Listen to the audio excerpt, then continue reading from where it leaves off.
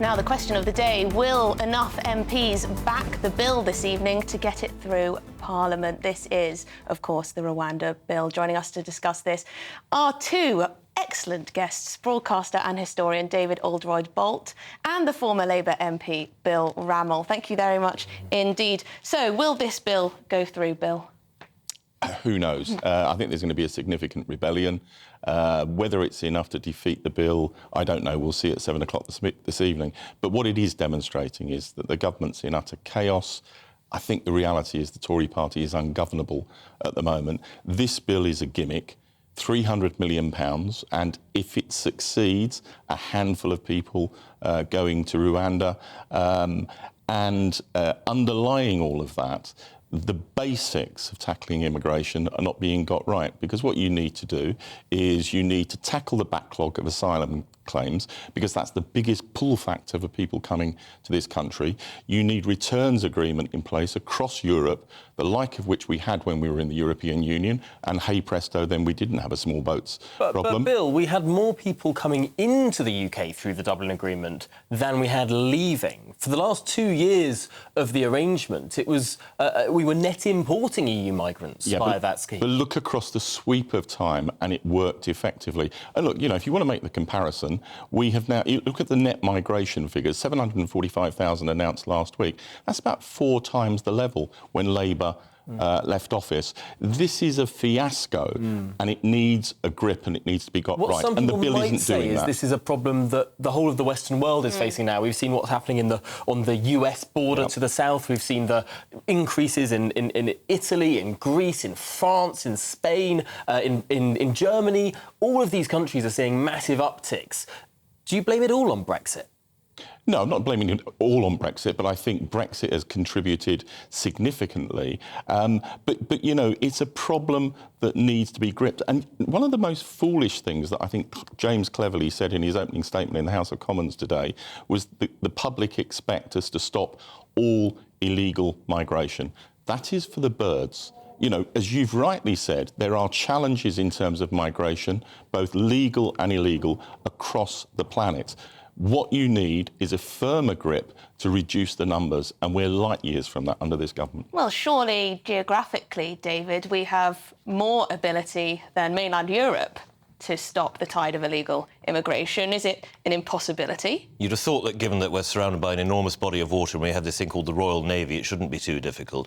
But I think the Rwanda bill is clearly a gimmick. It doesn't address the overriding problem, which is legal migration to this country is far, far too high, because we've become addicted over the past 25 years, largely due to the policies of Mr Brown and Mr Blair, to very low-wage immigration, suppressing the wages of Britons and bringing about stagnation. We need to wean ourselves off it. This is a drug that we've become addicted to. And this is also the case across much of Western Europe. Low-wage immigration keeps down wages across the continent, causing economic stagnation. It's the case in much of the United States. I was in Washington for a week recently, and the figure I was quoted was anywhere between 7 and 10 million illegal immigrants came across the border of the United States last year. Why is there so little will about it? Why is there so little political will really being put to this, except when people are so beyond furious that the governments can't ignore it? Why do you think there is so little political will, in your view? I think it is because we have become, as an economy, extremely reliant on this. And there is not the political thought in the medium to long term as to how we reverse that. And that's the crucial point, isn't it? If we closed the doors tomorrow, then suddenly all of these sectors that, quite frankly, don't pay that much, social care, for example, would find a big crisis of employment. Therefore, there needs to be a glide path, perhaps, to getting these numbers down. Is what the government has said, just to stick on legal migration for a moment, we'll return to Rwanda in a second. The government has announced all of these different controls on the raising of the income threshold to the capping of and removing of dependents. Is that the sort of path that will actually fix that problem? It would be if those measures were anywhere near severe enough. £38,500 is not enough. It needs to be doubled. Really? I don't think we can any longer lie about this to people. It's the top 25% of income earners. Who do we want here? Do we want the very best people in the world coming here to work in those parts of the economy or in those positions that we cannot find from within, or that will add such enormous value to the economy and to our intellectual life that we can't ignore it? Or are we just going to say, well, you're just about good enough, come in? And of course, Bill, we do have hold on. If I can, let me just respond to that point. To double the minimum salary threshold would be reckless and irresponsible. I don't mean do it overnight, obviously. Reckless and irresponsible. We need a long-term strategy to invest in education and skills. We need to abolish, as the government at last rightly did last week, the 20% salary threshold, so that foreigners can be enticed to come into the country for lower wages. We need that kind of long-term strategy. But if we do this overnight, people watching this programme who want their parents, their grandparents to be cared for in care homes, that would be blown away. But do you understand how furious large swathes of the public are about migration being at such high levels? For a lot of people, it is their number one issue when it comes to how they may vote, or at least it's one of their highest political issues. It's actually not. If you look at the polling evidence, it's about third or fourth, and the National Health Service and the economy comes way ahead. Now, I'm not going to say that 745,000 net migration is desirable or sustainable, but you need to tackle the problem effectively, and you need to do it sustainably. And we're not having that by the kind of gimmicks that we're getting from this government, populist gestures that have actually seen the numbers go through the roof. OK, Bill, because I'm going to put this question to you.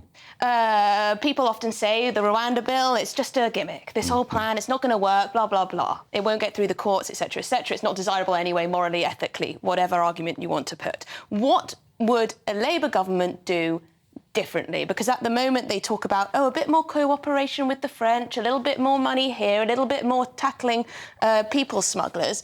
But the government's already doing those things. Well, I'll give you some practical examples. When I was a Foreign Office Minister, we looked at offshore processing.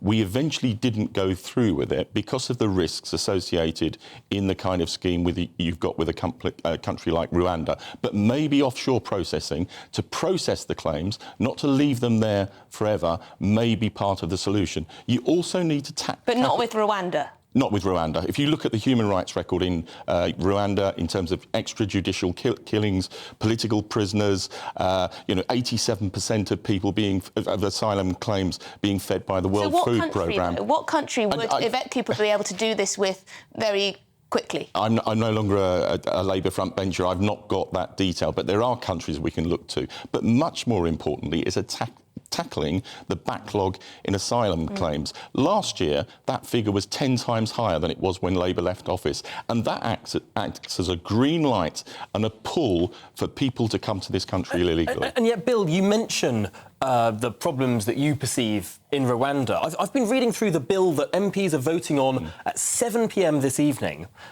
It makes clear that courts cannot refer to any general problem about Rwanda in terms of not allowing people to go there. This bill would put in UK statute, which courts would have to refer to above any other sort of international obligation, would say that Rwanda is deemed safe as a result of the treaty we've just signed, and there is no Rwanda-specific issue that can prevent a flight.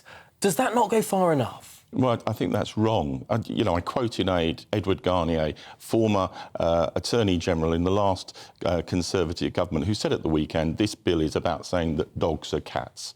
And they're not.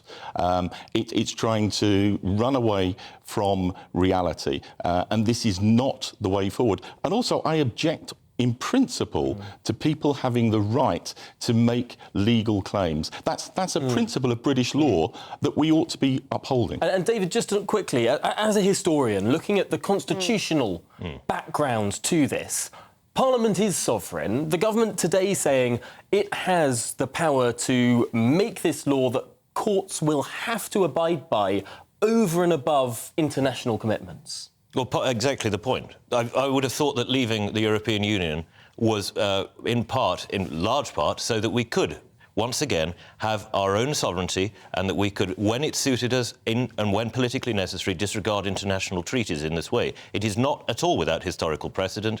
I don't think there is a moral or legal question about this. Parliament, if it decides to, can change the laws of the land. That is why it is there. Parliament is primarily a legislative body.